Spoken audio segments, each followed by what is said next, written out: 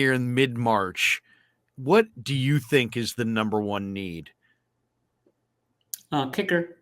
They don't have a kicker. You got to have a kicker. You Do you know, kick? I think their number one need is a right tackle. So you don't does that mean that McKivitz, you don't view McKivitz as starting caliber? I don't know. I mean, and we should kind of go back to last year when, the 49ers were banking on Aaron Banks, who hadn't played as a rookie. And then they're bringing in this guy, Jake Brendel, and nobody knew who the heck he was. He's really going to be the starting center for a team that wants to go to the Super Bowl. So there was a lot of skepticism about how they approached last year, and both of those worked out really well. And so did the right guard as well, Spencer Burford. So Yeah.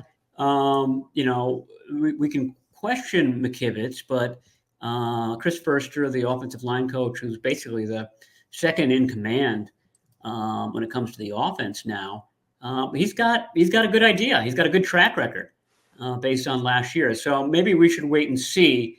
I will note that at one point McKivitz was cut from the team.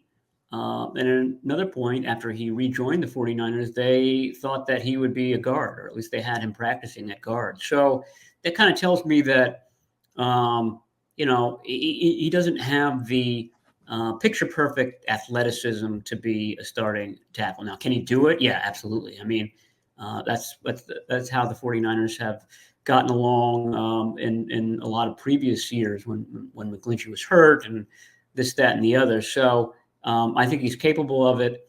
I wonder whether a possible scenario, they've got these 11 picks, a lot of picks, obviously not picking until the very end of the third round. I wonder whether they pool those together and go up early in the third round and take the best tackle that's left. And those go quick. So, I mean, that would be a gamble, but maybe that's one of their options. They go into the draft with different scenarios, and that's one of them. Matthew Bergeron, Wanya Morris, a couple of guys right now are people Jalen think that are going to Duncan, go. Blake Freeland. Yeah. Yes, well, yeah, Freeland is really interesting. I don't know if he lasts all the way into the end of the third round, but that would be a great developmental guy to bring in. I mean, worst case scenario, he is a backup this year, but takes over next year. So there are some guys in the draft I think that are intriguing. Dawan Jones might be a plug and play player. The Buckeyes absolutely humongous player. He's got to be 6'8", 370, 380. I mean, he's a huge kid. I don't know if you watched him at all, Dawan Jones. He wore 79 for the Buckeyes, but I mean, a really good player.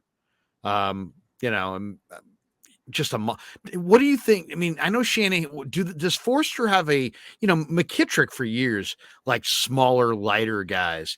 If you were to say the Chris Forster offensive line prototype is what's he looking for? Yeah, I mean, Joe Staley, I think, is the prototype, and Staley, I don't know what he was at the end of his career, but he was well below 300 pounds. He was plenty strong, and but the thing about Staley is he could move, and he was very coordinated and can kind of do all the intricate blocking that this zone blocking scheme brings with it. That's why I'm skeptical of a 380-pound guy. Can he get into space and take out a linebacker or a safety? They had Trent Brown here for a year, and Trent Brown's a good tackle. I mean, he's stuck around in the league, but the 49ers didn't like him. It didn't fit his style, so he was moved out in favor of Mike McGlinchey. So, agility, I think, is the name of the game for Chris Furster.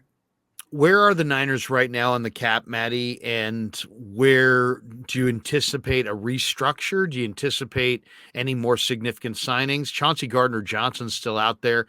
To me, that's the one guy that I would want to extend for, because I think he's a tone setter, and also I think he covers you in like 4 or 5 different spots in the secondary. And the Niners, they got a lot of, they're going to have a lot of young players.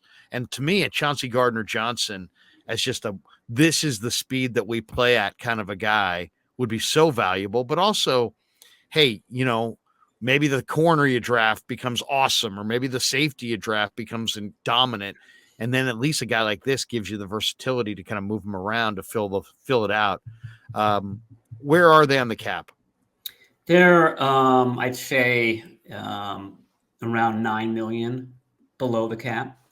And I forget what the number is that they need to have to sign their draft class, but it's a big chunk of that. So unless they do another restructure, I don't see anybody significant, or at least significantly compensated, coming in at this point. And they do. They have the ability to restructure a few more guys, Christian McCaffrey, and they could restructure Trent Williams, et cetera, et cetera. I mean, they're already paying something like, I forget what their dead cap money is this year. It's big. It's like 17 million or something like that. So you don't want to keep doing that over and over. My thought is that they're gonna kind of go bargain basement shopping from here on out to kind of fill those spots. That defensive end spot we talked about, maybe one tight end, maybe a safety, maybe a cornerback. They always seem to bring in one veteran cornerback who's had experience in the league and isn't getting a lot of love, just to sort of push the younger guys in camp. So I think it's going to be things like that. I think they only have 59 guys signed right now on a roster, obviously that'll have 90 by the time they start OTAs. So they've got work to do. 11 of those might be the draft. Say another 11 come in after the draft, so that's 22. But the rest, I think, will be sort of affordable free agents that don't affect the comp formula.